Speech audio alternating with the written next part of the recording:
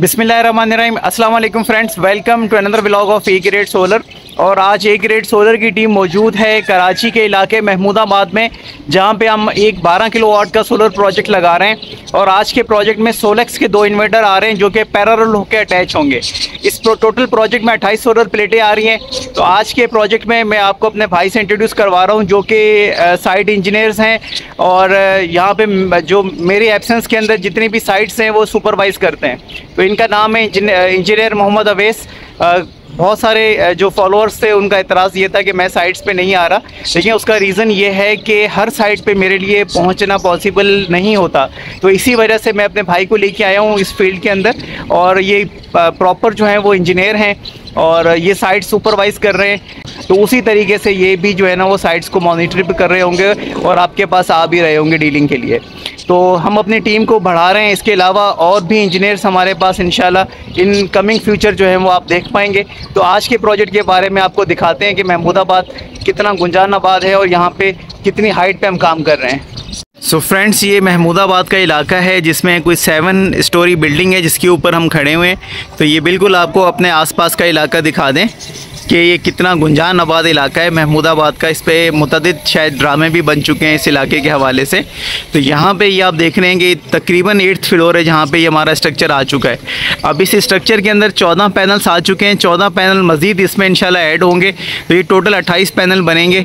Height बहुत ज़्यादा है, तो कोशिश ये की कि हम अपनी हाइट को कम रखें। इस वजह से ये जो पीछे वाला पोल है ये तकरीबन 4 फीट 4 साढ़े 4 फीट हाइट का है, और आगे जो डाउन है वो तकरीबन 1.5 फीट हाइट का हमने ये पोल रखा हुआ है ताकि इसका टिल्ट भी प्रॉपर आ जाए। और डायरेक्शन यही बन रही थी घर की, इसके अलावा कोई और डायरेक्शन सेटल डाउन नहीं हो रही थी। तो अभी 14 पैनल्स आ चुके हैं, 14 मज़ीद शाम तक इंशाल्लाह ऐड हो जाएंगे। तो हमारी कोशिश ये है कि आज के दिन में इस प्रोजेक्ट को हम ऑन कर दें। इस वीडियो में दिखाते हैं कि हम पैरेलल किस तरह से करते हैं सोलेक्स के इन्वर्टर्स को। तो फ्रेंड्स, हमारे दोनों इन्वर्टर्स जो हैं वो इस वक्त प्लेस हमने कर दिए हैं। पैरेलल सेटअप है। तो पैरेलल सेटअप में हम क्या कर रहे हैं कि डीसी का डीबी बॉक्स अलग से दे रहे हैं। 4 स्ट्रिंग आ रहे हैं हमारे सोलर पैनल्स के, साथ साथ पैनल का 1 स्ट्रिंग है। तो डीसी डीबी बॉक्स हमने अलग कर दिया है। इसी तरह से एसी डीबी बॉक्स बिल्कुल उसके नीचे हमने ऐड कर दिया है। तो ये इनके घर का 5th फ्लोर है जहाँ पे ये सारी सेटिंग कर रहे हैं। थ्रू आउट जो है वो 744 की वायर इसमें इंशाल्लाह आने वाली है। तो आपको थोड़ा सा मज़ीद आगे स्टेप बढ़ता है तो दिखा दें कि हम इसकी वायरिंग किस तरह से कैरी ऑन कर रहे हैं। तो फ्रेंड्स, अभी हमारा वायरिंग का प्रोसेस जो है वो कैरी ऑन है। आपको दिखा दें कि हम इन्वर्टर के अंदर से वायरिंग कर रहे हैं। 744 की वायर थ्रू आउट यूज़ हो रही है और ISO सर्टिफाइड वायर्स हम यूज़ करते हैं। इसी तरह से ब्रेकर्स हमारे डीबी बॉक्स में आ चुके हैं। इसी साइड के A to Z हमने टॉमसन यूज़ किया है। सोलर ब्रेकर्स भी हमारे टॉमसन के हैं, और इसी तरह से हमारे इलेक्ट्रिकल साइड के वोल्टेज प्रोटेक्शन सारी चीज़ें हम टॉमसन की हैं जो कि ओरिजिनल चाइनीज़ ब्रांड है। ये आपके सामने वायरिंग का प्रोसेस जारी है। दूसरे इन्वर्टर की भी अभी वायरिंग हम कर रहे हैं प्रॉपर, और इस तरह से इसको कैरी ऑन करते हैं। फिर आपको इसकी फिनिशिंग स्टेज दिखाते हैं कि किस तरह का प्रोजेक्ट जो है वो लुक आ रहा है।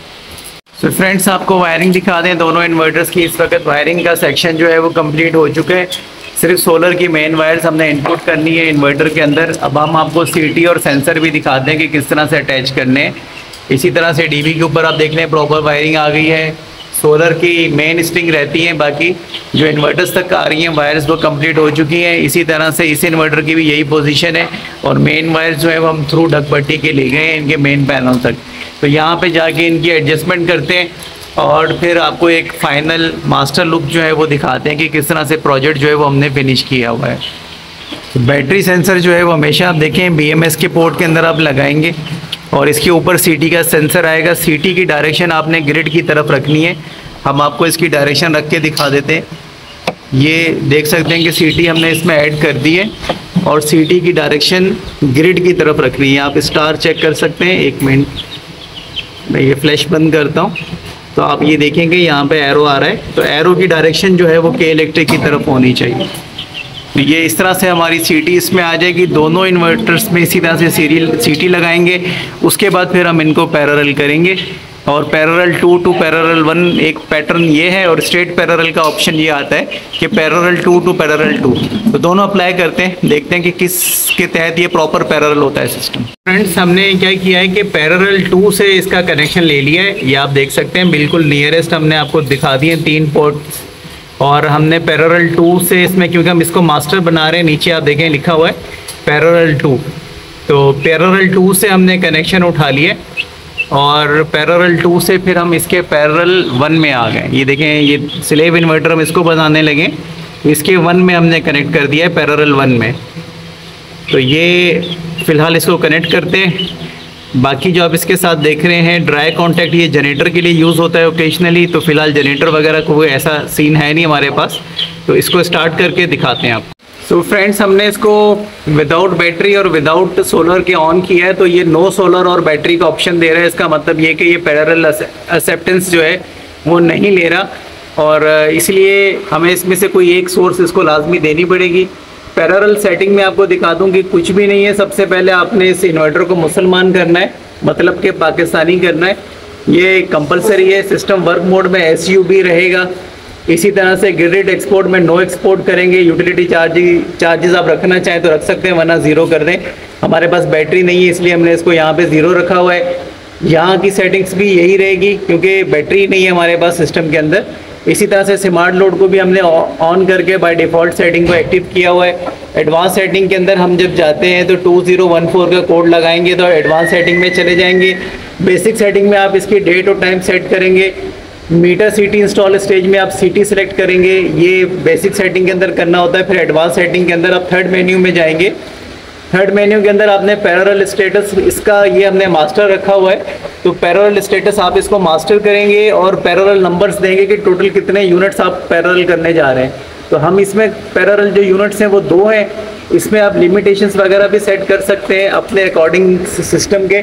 यही सेटिंग हम आपको दिखाते हैं कि स्लेव में हमने क्या रखी हुई है। तो स्लेव के अंदर भी हम जाते हैं इसी मेन्यू के अंदर, तो आपको स्लेव इन्वर्टर की सेटिंग भी दिखा देते हैं, ताकि अगर आप ये सिस्टम पैरेलल कर रहे हैं तो आप इसको इजीली कर सकें। अब ये देख सकते हैं कि थर्ड मेन्यू सेम उसी तरीके से आप इसमें आएंगे। तो हमने पैरेलल स्टेटस में सिंगल फेस स्लेव 1 रख दिया है और पैरेलल नंबर जो है वो हमने 2 डिफाइन कर दिया, मतलब 2 इन्वर्टर्स को हम पैरेलल कर रहे हैं। तो ये सिंपल सी सेटिंग है इसकी। और आपको सेंसर्स की सेटिंग भी दिखा दी है। काफ़ी लोगों को CT सेंसर्स के साथ इशू होता है। सेंसर हमेशा बाहर रखें, सिस्टम के अंदर मत रखिएगा, क्योंकि इन्वर्टर की हीटअप की वजह से आपका इन्वर्टर जो है वो वियर्ड बिहेव करना शुरू कर देता है। इसी तरह से एक चीज़ और बता दूं कि अगर आपके सिस्टम में कहीं पे आउटपुट में शॉर्ट सर्किट है तो मीटर पे रिवर्स की लाइट जलेगी, या अगर आपके घर में पुराना फ्रिज या पुराना पानी का मोटर है तो उसका पावर फैक्टर 1 से ऊपर जाने की सूरत में रिवर्स की लाइट जो है वो आपके मीटर पे जलती है। तो आप फौरी तौर पे अपने अप्लायंसेस चेक करवा सकते हैं अगर आप भी इस किस्म का प्रॉब्लम फेस कर रहे हैं। तो डे बाय डे जिस तरह से हम प्रोजेक्ट अपने एग्जीक्यूट करते हैं और कोई इशू सामने आता है तो कोशिश ये करते हैं कि अपनी वीडियो के तवज्जुह से हम उन लोगों को भी अपडेट करें जो सिस्टम लगवाने के बाद किसी किस्म की परेशानी का सामना कर रहे हैं। सो फ्रेंड्स, इस वक्त आपको रिज़ल्ट दिखाते चलें। तकरीबन कोई 1:15 बजे के करीब का टाइम है जिस वक्त हम इसकी टेस्टिंग कर रहे हैं। और सोलर से जो है, क्योंकि इस वक्त इसमें 2 स्टिंग अटैच हैं 7-7 पैनल्स के, तो दोनों इन्वर्टर्स में जो है वो 7 और 7 पैनल्स इस तरह से हमने अटैच किए हैं, क्योंकि अभी फैब्रिकेशन का काम रहता है।